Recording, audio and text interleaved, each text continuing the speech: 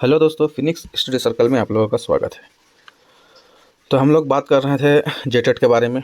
जैसा कि सिलेबस जारी कर दिया है, इससे पहले वीडियो 1 to 5 के बारे में डिस्कस किए थे कि 1 to 5 में क्या सिलेबस दिया है और उसमें क्या परेशानी हो सकता है, क्या उसमें गलती किया है आयोग, उसके बारे में आप लोग को बताए थे। अब 6 to 8 में हम लोग देखते हैं, पहले सिलेबस के बारे में देख लेते हैं और उसके बाद देखते हैं कि यहाँ पर जो है आयोग जो है जो कल सिलेबस जारी किया है उसमें क्या मतलब है, वो कितना सही है और क्यों इसका विरोध किया जा रहा है, इस सब बारे में भी बात करते हैं। ठीक है, तो चलिए देखते हैं। तो देखिए यहाँ पर जो है ना 6 to 8 का सिलेबस का हम लोग बेसिकली बात करेंगे।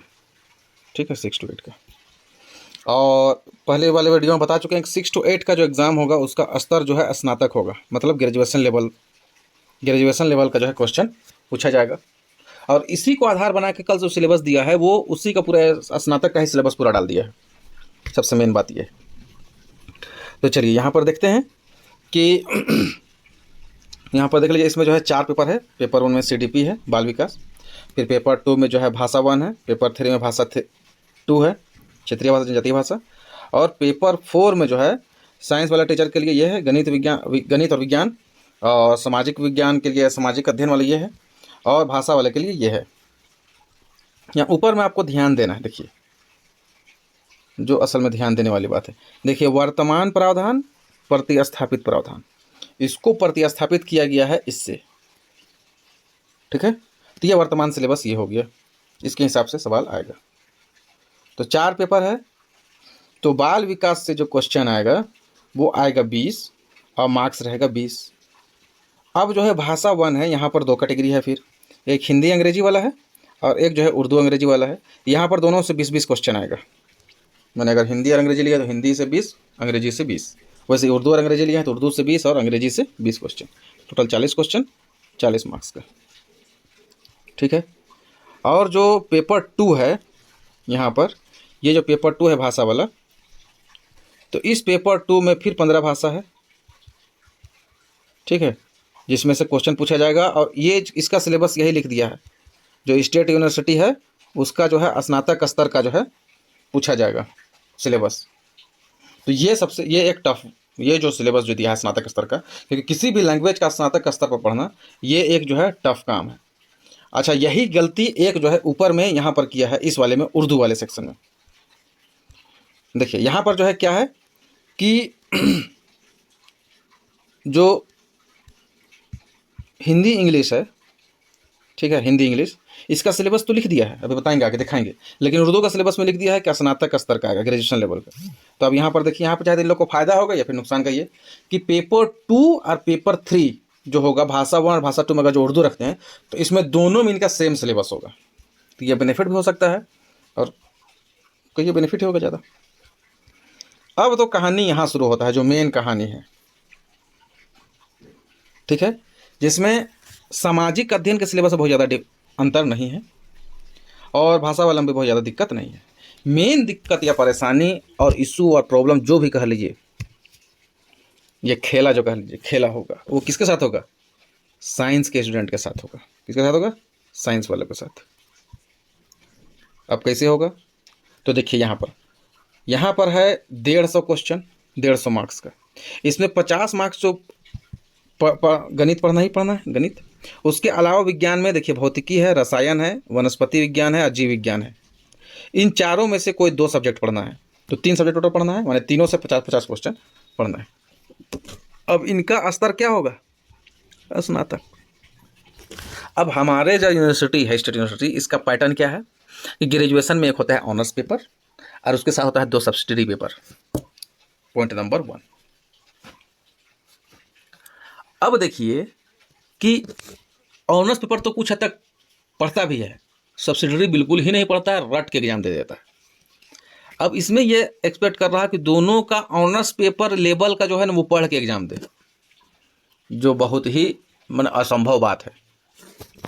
ठीक है, अभी सिलेबस हम लोग आगे जाके भी देखेंगे। तो चलिए अब हम लोग जो है मेन सिलेबस। अब भाषा शिक्षक, तो यहाँ तो बता ही दिए भाषा शिक्षक में क्या है। भाषा का जो शिक्षक है इसमें ग्रेजुएशन लेवल का जो है पढ़ना है। इसमें भी 150 क्वेश्चन आएगा, 75-75 दोनों से। ठीक है, अंग्रेजी से 75 कन्फर्म है, और हिंदी संस्कृत उर्दू में से कोई 175 क्वेश्चन आएगा। ठीक है, तो अब चलिए हम लोग देखते हैं जो कल सिलेबस जारी हुआ है उसको। देखिए यहाँ पर सिलेबस देखिए, JET 2024 का सिलेबस जारी कर दिया झारखंड एकेडमिक काउंसिल, है ना, 6 to 8 के लिए लेवल 2। तो सबसे पहले जो जारी है, सबसे पहले यहाँ पर हिंदी लैंग्वेज का देखिए सिलेबस यहाँ लिख दिया है।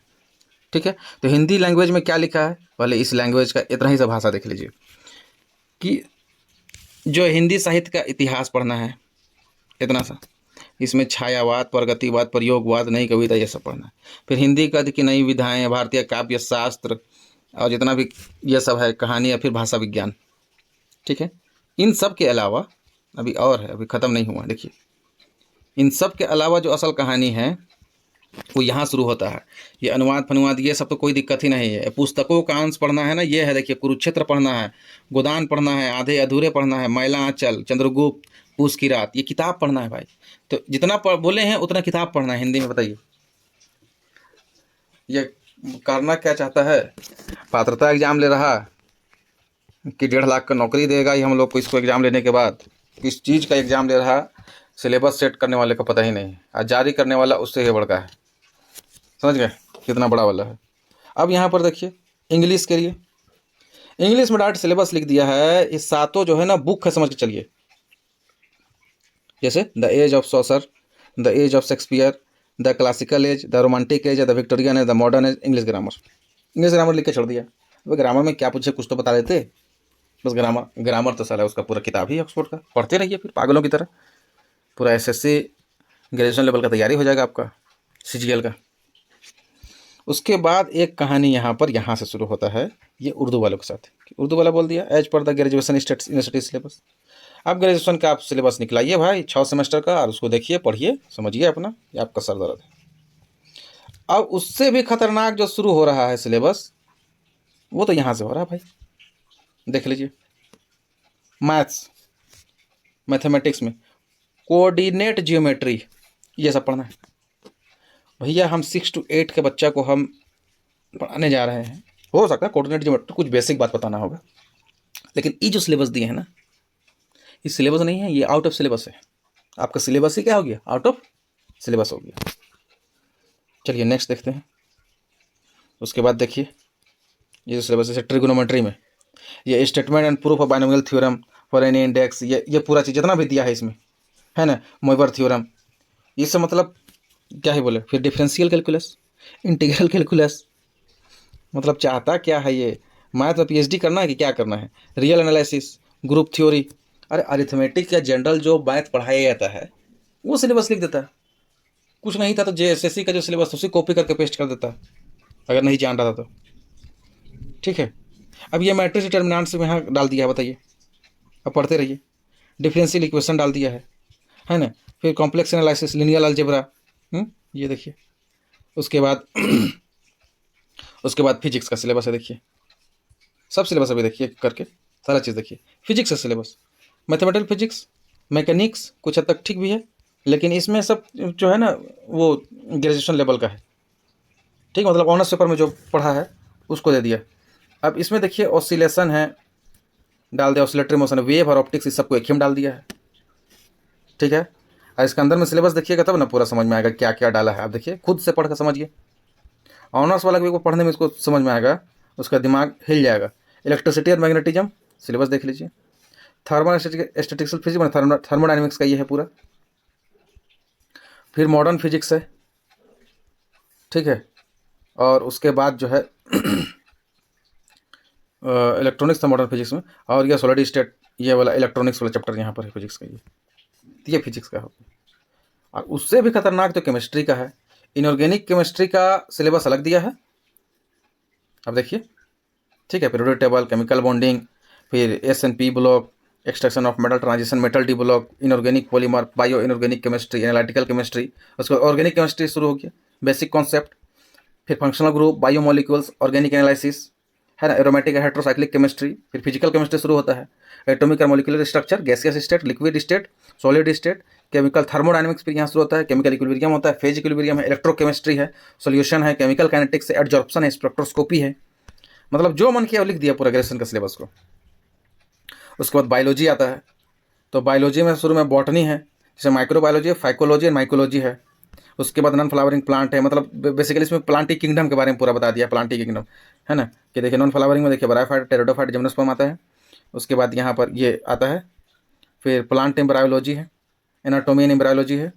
उसके बाद इकोलॉजी है, एनवायरनमेंट है, फिर बायोडाइवर्सिटी कंजर्वेशन है ना। और उसके बाद झारखंड से रिलेटेड कुछ इकोनॉमिकली इंपॉर्टेंट प्लांट्स हैं, फिर सेल ऑर्गेनाइज न्यूक्लियस के बारे में है। ये तो हो गया बॉटनी का सिलेबस। अब हो गया जूलॉजी। तो जूलॉजी में बेसिकली प्लांट किंगडम के बारे में पढ़ना, जैसे किंगडम प्रोटिस्टा, फाइलम पोरिफेरा, डायप्सिडियम कोर्डेटा, ये सब। एनिमल फिजियोलॉजी, फिर बायोलॉजी इन इंसेक्टा, ये। तो बेसिकली दिक्कत जो प्रॉब्लम जो होने वाला है सिलेबस में, वो साइंस वाले स्टूडेंट के साथ ज़्यादा होने वाला है।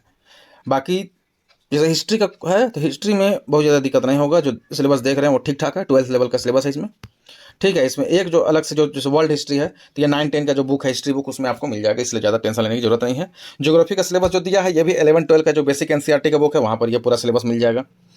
पॉलिटिकल साइंस का जो कोस्ट सिलेबस है, ये भी आपको जो है 11-12 का जो पॉलिटिकल साइंस का जो बुक है, उससे आपको पूरा कवर हो जाएगा। इकोनॉमिक्स का भी सेम है, 11-12 लेवल का है। सोशियोलॉजी का भी सेम है, 11-12 का बुक से आपको एनसीईआरटी से मिल जाएगा।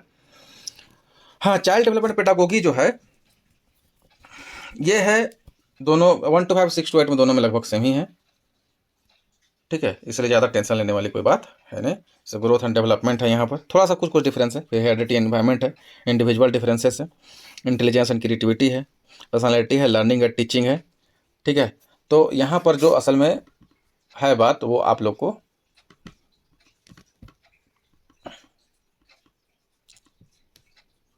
देखिए, जो सीडीपी का थोड़ा सा सिलेबस आपको देख लेते हैं। तो सीडीपी में जो है आपका, इसमें जो है वृद्धि और विकास है, जो ग्रोथ एंड डेवलपमेंट तो 1 to 5 में पढ़ना है। बाल व्यवहार का अध्ययन, ये एक थोड़ा सा उसमें एक्स्ट्रा पढ़ना है, ठीक है, 1 to 5 में। हेरिडिटी और इन्वायरमेंट, तो यह जो है आपका हेरिडिटी और इन्वायरमेंट जो है, वो इसमें भी है, 1 to 5 वाले में भी है। फिर इंडिविजुअल डिफरेंसेस है, ये भी 1 to 5 में पढ़ना है। फिर intelligence and creativity, intelligence and creativity ये मेरे ख्याल से 6 to 8 वाला में एक्स्ट्रा ये है, ठीक है। पर्सनालिटी ये 6 to 8 में एक्स्ट्रा है, और लर्निंग एंड टीचिंग तो उसमें भी है, शिक्षा और अधिगम वहाँ भी है, ठीक है। तो ये हो गया। अब जो है यहाँ जो ये पेपर 3 और 4 का जो ये क्वेश्चन है, ये सब जगह सेम ही है, ठीक है, इसलिए टेंशन लेने की कोई बात है नहीं। चलिए, तो देखिए जनरल स्टडीज, अब यहाँ पर मेन कहानी है इन दोनों में, ठीक है। अब देखिए जीएस में क्या लिख दिया, जनरल स्ट्रेटजी में सामान्य अध्ययन संबंधित प्रश्न।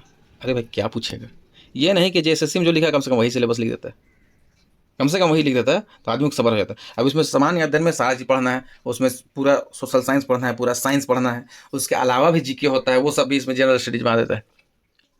तो क्या चाहता है ये जैक कि स्टूडेंट एग्जाम दे कि आत्महत्या कर ले सिलेबस देख के, ठीक है। उसके बाद मेन असल में जो है वो ये फिर लैंग्वेज वाला देखिए, चौथा पेपर में ये जो 15 भाषा का जो 15 भाषा जो है, इसका सिलेबस कैसा होगा, स्टेट यूनिवर्सिटी का सिलेबस के हिसाब से।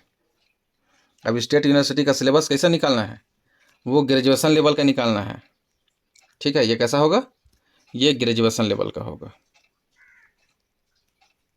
बताइए। तो इस तरह से जो है ये सिलेबस डिजाइन किया गया है। तो जैक से यही रिक्वेस्ट रहेगा कि सिलेबस को एक बार रिव्यू कीजिए, एक टीम बनाइए अच्छा सा, और सिलेबस का स्तर मेरे अनुसार 6 to 8 के लिए भी मैट्रिक से ऊपर नहीं होना चाहिए, मैट्रिक स्तर का होना चाहिए, ठीक है। बाकी आप इसमें कितनों हाँक लीजिए, ग्रेजुएशन लेवल तो बिल्कुल नहीं होना चाहिए, इसका हम खंडन करते हैं, और इंटर लेवल का भी हम खंडन करते हैं, ठीक है। तो इसमें मैट्रिक लेवल का आप सिलेबस दीजिए, उसी को आप डिजाइन कीजिए।